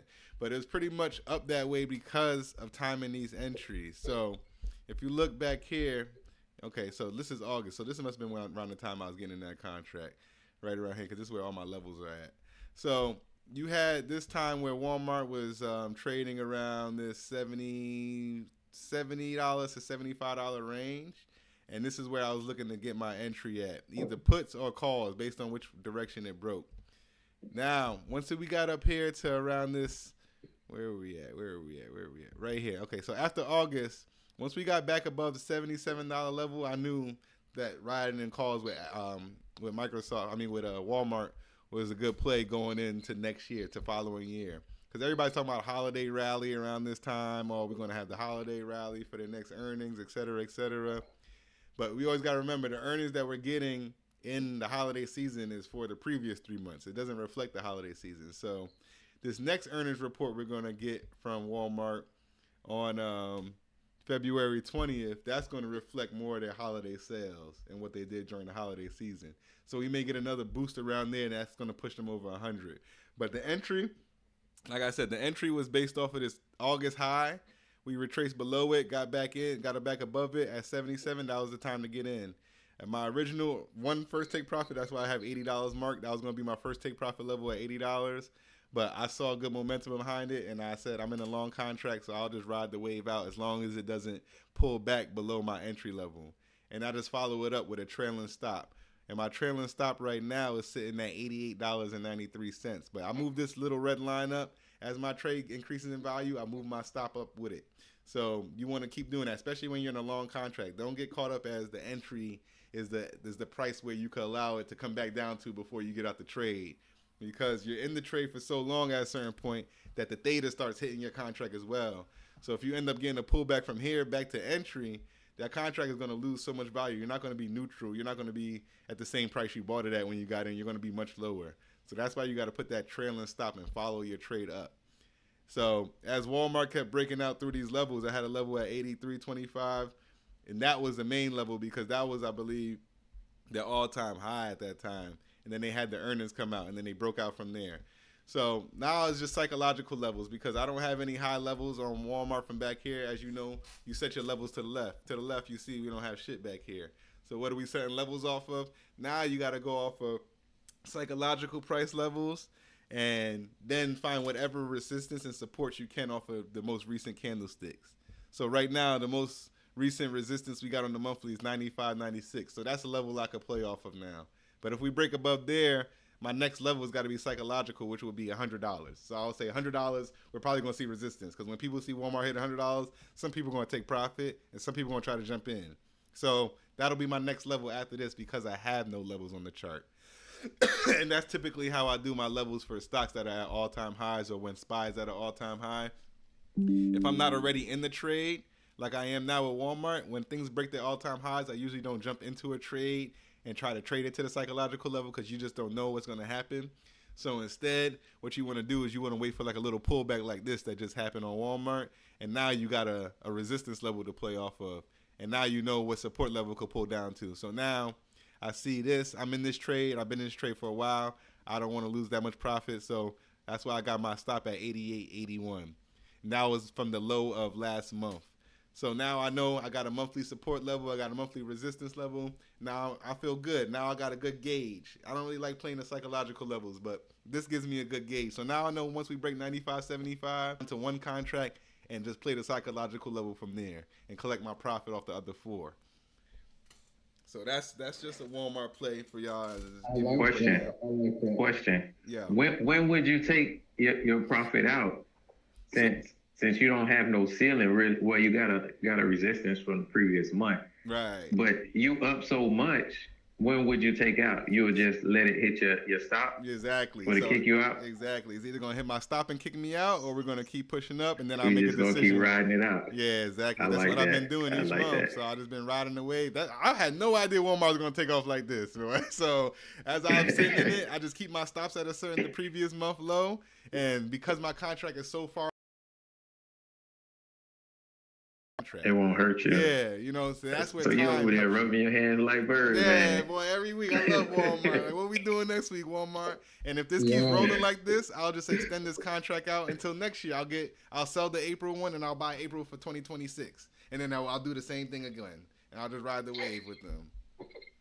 I love it. I like that. So that's a great breakdown, ladies and gentlemen. We're gonna stop our presentation, stop live, and we're just gonna open it up for questions for everybody. All right, so I'm gonna stop the presentation, ladies and gentlemen. We're gonna stop streaming. We're gonna start recording, and it's open for anybody to ask questions. All right, so you can express yourself. There's no recording. All right, so we had a decent turnout today. We had like 20 people live. So if you guys have any questions, we still got people that's sticking around. Please, ladies and gentlemen, ask questions. Because I think that if you don't ask any questions, you're gonna be at a disadvantage, right? So my thing, Adrian had a question. He had his hand up early. Feel free to fire away, Adrian. What questions do you have? Go for it. Trying to see if you got a question. I guess not. So no question from Adrian. So my whole thing is, this is what it's about. Anybody got any questions? We got a few minutes. I'm not in a rush to get you guys.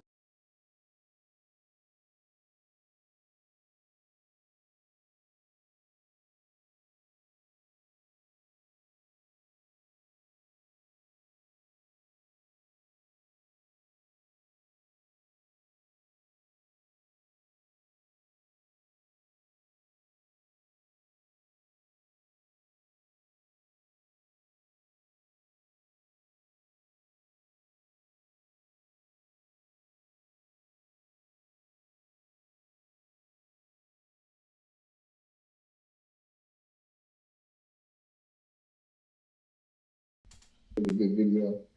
She's pretty good. A lot of due diligence.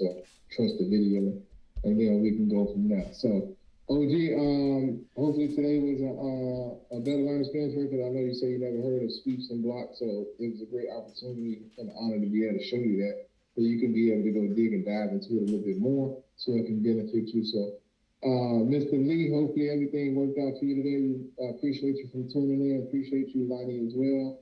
We appreciate Michael from coming in, tuning in, and collaborating with me. So this was free to the public. We're not charging a dime, a penny. We're not charging anything. We want to make sure that we was able to deliver to everybody. So that was a success. Last week was a success as well. We're going to continue to keep on moving forward. I will say we're going to trade tomorrow, but the market is not open tomorrow. We do have Trump is being inaugurated into the White House for his second term, and we'll see how it works out. So we'll see what executive orders that he signed, and I'm going to be shifting through them, seeing which one he's signing tomorrow when he take office. So we can see if we can benefit us as investors, crypto investors, real estate investors, anything that can help us move forward. So great question today, Brandon. I got a question. Go for it. What's your thoughts about that Trump coin versus his stock? I mean, it was an opportunity to trade if you was able to get into it and jump ship and actually buy it, but I wouldn't touch it now, even if it goes to 200. It is what it is. I don't like to chase it, but my thing is I could have called it at the bottom, $20, $25, $15, $30. I would have bought it, but right now at this point, there's no point. Right, because I don't want to become liquidity, right? I don't want me to get in, spend $1,000, and then it pull back and I lose all my money. It doesn't make sense, right? So, as long as